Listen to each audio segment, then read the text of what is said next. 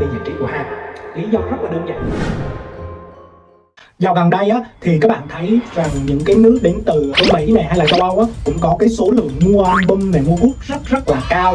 Và cái số lượng fan mà đủ để idol tổ chức cái buổi concert với số lượng khán giả hàng chục ngàn là điều không còn xa lạ, đúng không nào?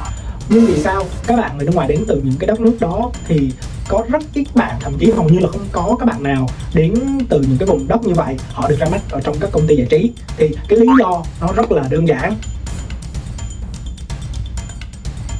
Trước kia thì Tôn có thực tập ở trong một công ty giải trí. Nếu nhiều bạn có theo dõi Tôn ở trên kênh TikTok, khi mà Tôn vào công ty giải trí thì tại thời điểm đó có những bạn đến từ Chile này, đến từ Bỉ này, Hà Lan này, Nga này, Hàn này, Mông Cổ này. Có rất là nhiều bạn, bởi vì cái concept của công ty Tôn lúc đó là họ muốn tạo dựng một nhóm nhạc nữ và một nhóm nhạc nam, hầu hết là người ngoài quốc để mà cho ra mắt. Nhưng mà tại cái thời điểm đó, trong quá trình tập luyện nó có rất là nhiều vấn đề phát sinh. Và cái vấn đề cực kỳ khó khăn đó là sự khác biệt về văn hóa. Và có rất nhiều bạn người ta chỉ xem sơ và người ta nhìn thấy những cái buổi diễn hoành tráng ở trên TV của idol và tự nhiên người ta muốn đến Hàn và muốn trở thành thực tập sinh. Và họ tất nhiên là họ có tài năng, nhưng cái căn bản cái thái độ và cái nền văn hóa của nước họ, ví dụ ở nước họ không quá đặt nặng về cái lễ giáo, đúng không nào các bạn? Còn ở những nước châu Á như chúng ta, đặc biệt là Đông Nam Á này, rồi Hàn Quốc này, rồi Trung Quốc này, Nhật Bản này, là những nước rất coi trọng về lễ nghĩa và cái cư xử hàng ngày của mỗi người. Nhưng ở những đất nước của các bạn ấy thì ok, phần này mày làm, phần tao làm, freedom. Ngay cả trong cái cách xưng hô của họ, ví dụ như các bạn để trong tiếng Anh nó chỉ có cái ngôi thứ nhất và ngôi thứ hai, nó chỉ có hai cái là I và you thôi.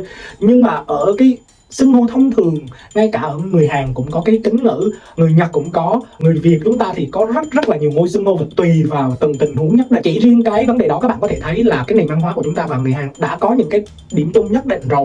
Nhưng đối với các bạn châu Âu thì không như vậy. Và khi mà xảy ra những cái mâu thuẫn thì hầu hết đều phát sinh từ những cái là thái độ, cái cách làm việc và những cái phép tắc mà các bạn ấy cần phải tuân thủ, thì các bạn ấy không bao giờ có thể làm được hết. Cho nên rất khó để đào tạo các bạn ấy đi theo một cái vùng máy K-pop bây giờ.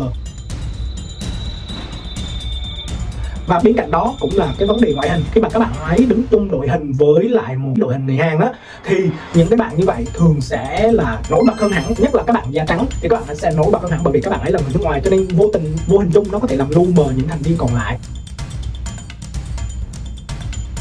Mà cái thị trường và cái pop á, thì người Hàn cho đến bây giờ vẫn ưa thích những người có ngoại hình châu Á hơn. Cho nên đó là lý do vì sao mà những người, đặc biệt là những nước đến từ Đông Nam Á, nhất là như Việt Nam chúng ta hay là Thái Lan chẳng hạn, thì sẽ có cơ hội được ra mắt trong những nhóm nhạc của Hàn. Bởi vậy khi mà các bạn xem video này và các bạn biết được những cái thông tin tôi vừa chia sẻ thì tôi nghĩ là hy vọng các bạn sẽ có thêm cái sự tự tin cho mình. Bởi vì trời ơi, trước giờ mình cứ suy nghĩ là người Việt Nam rồi đến từ một cái đất nước đang phát triển còn nhiều khó khăn thiếu thốn thì chúng ta sẽ bị thiệt thòi về phần nào. Họ sẽ chọn những cái nước phát triển hơn, giàu có hơn và đầu tư nhiều hơn. Cho nên khi mà xem cái video này thì các bạn sẽ có một cái suy nghĩ khác đi và các bạn có thêm được sự tự tin cho mình. Hy vọng rằng video này sẽ giúp ích được cho các bạn rất là nhiều, ít nhất là về mặt tinh thần, giúp các bạn tự tin hơn. Và các bạn ơi, video ngày hôm nay chỉ đến đây thôi. Và nếu như các bạn có bất kỳ cái câu hỏi hay thắc mắc nào liên quan đến idol K-pop hay showbiz Hàn hay là văn hóa Hàn, các bạn hoàn toàn có thể comment ở dưới video để cho tôi biết và tôi sẽ giải đáp cho các bạn trong thời gian sớm nhất. Đừng quên bấm follow kênh, like video và chia sẻ video giúp tôi các bạn nhé. Hẹn gặp lại các bạn ở những video lần sau. Xin chào.